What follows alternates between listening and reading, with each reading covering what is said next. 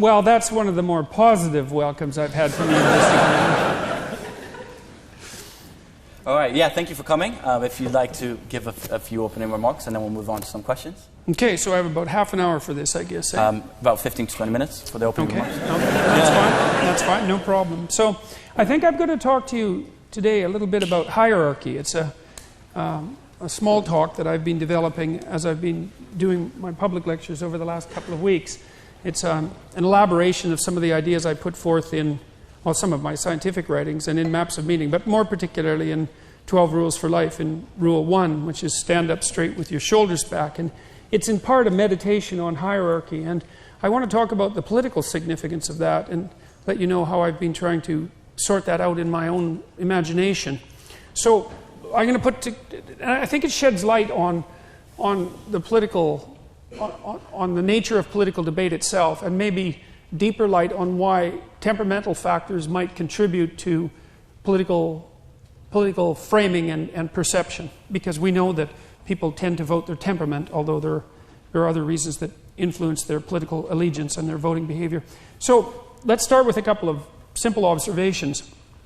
The first is that complex biological creatures, and even simple biological creatures for that matter, have to move forward in the world. And so that's the case for any creature that's mobile, and that goes all the way down to one-celled organisms. The idea that approach and avoidance are the fundamental motivations is a very old biological idea and seems to apply across levels of analysis in the animal kingdom. And it's true for us as well. And we have to move forward towards things because we have requirements. There are things that we require to keep us alive and to keep us wanting to be alive as well, and those are different things. And we move forward towards things that we value. So there's two propositions there. The first is that we have to move forward because there are things to move forward to, because there are things we need and want. And the second is that to move forward towards something is simultaneously to value it. And so one of the implications of that is that we always live in a framework of value. There's no escaping that, and that we're moved forward. I detailed this out quite substantially in my book, Maps of Meaning, but we're always at a place, and we're always moving towards a place that in principle has some advantage over the place we're at. Otherwise, why move towards it? And so what that means is that there's no life without value. At least there's no human life without value.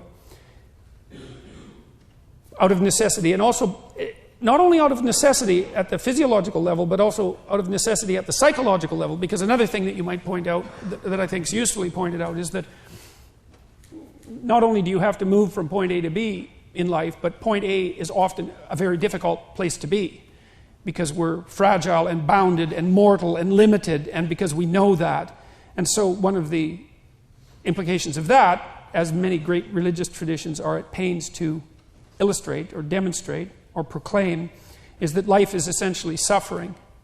And I believe that to be a fundamental truth. But perhaps not the most fundamental truth, because I think the most fundamental truth is that despite the fact that life is suffering, people can transcend that. And partly the way they transcend that is by pursuing things of value.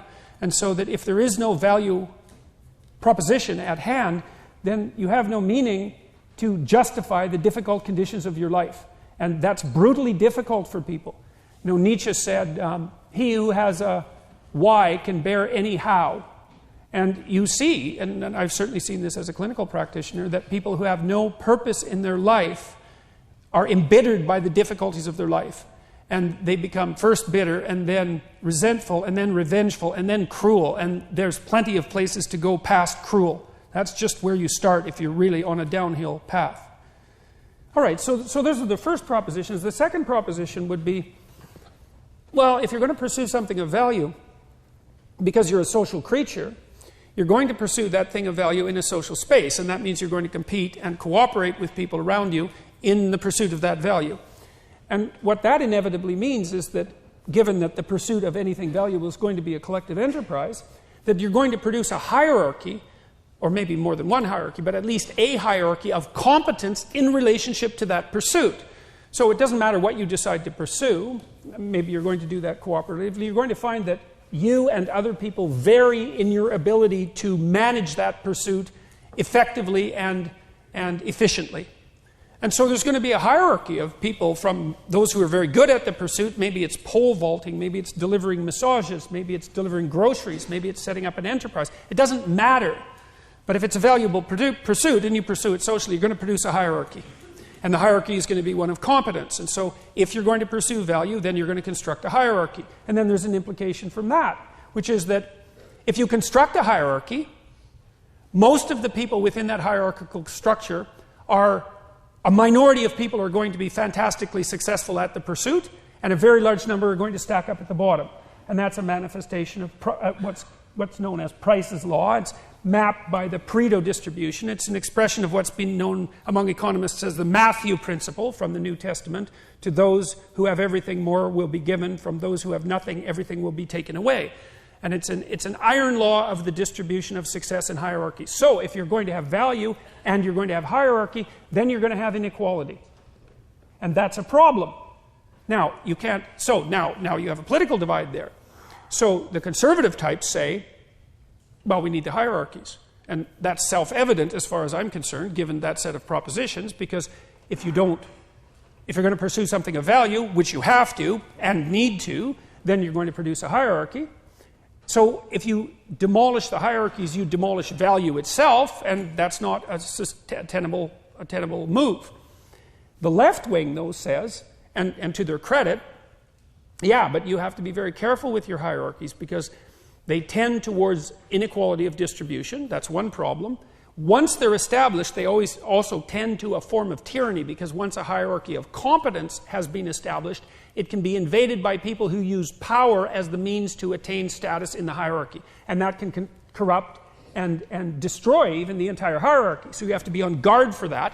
Plus, if your hierarchy becomes too steep in its distribution, so it's too tiny a fraction of people at the top and too great an agglomeration of people at the bottom, especially under conditions of genuine privation, then the people at the bottom, it's not only unjust and unfair and producing excess suffering, but the people at the bottom have nothing to lose and might as well just flip the hierarchy on its end. And that's not a good way to produce a sustainable society. You don't want to put people in a position where they have nothing to lose, especially if you have something to lose, but also just with regards to principles of like fairness and justice, let's say. So it seems to me that that's a decent way of conceptualizing the political landscape, and that gives you a conceptual framework within which you can put people on the left and right in their proper position. The right basically is that portion of the population that's whose temperamental proclivity is to admire and support hierarchies and work effectively within them. And that's actually the personality traits that make up a conservative.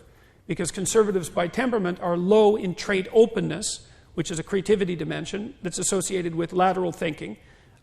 It's not, I would say, it's very environmentally underdetermined. It's a biological predisposition, especially with regards to creativity. And high in conscientiousness. And the conservative temperamental types make very good managers and administrators. That's how they manifest themselves in the world. Essentially, if you set up a hierarchy and it runs on algorithmically,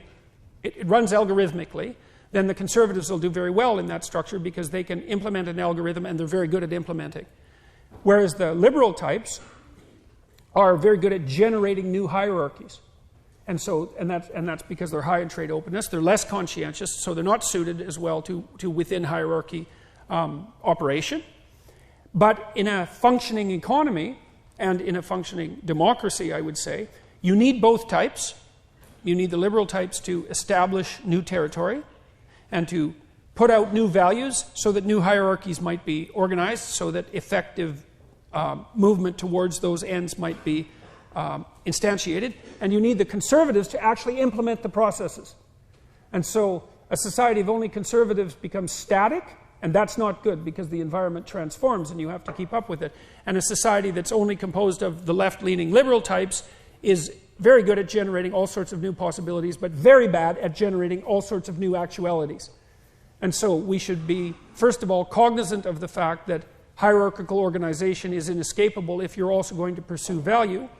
Second, that if you produce hierarchical structures, that you're going to produce inequality inevitably, and there are negative consequences as a function of that, and that both sides of that equation, let's say, need a voice, because both of those functions are valuable, necessary, but also at odds with one another, and at permanent odds, because it is the case that you need hierarchies, because otherwise you have nothing to do.